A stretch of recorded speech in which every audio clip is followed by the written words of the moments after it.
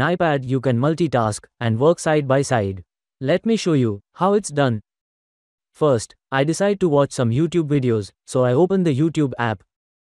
YouTube site app opens up with all the videos. Next, if I need to use another app or website along with the existing task, all I need to do is click this three-dotted More option in the top bar. And next, click the split screen option. And now, I can open any other app or site to multitask. I will open App Store to search an app. You can see I have both the screens, one beside the other. I can multitask with these apps at a time.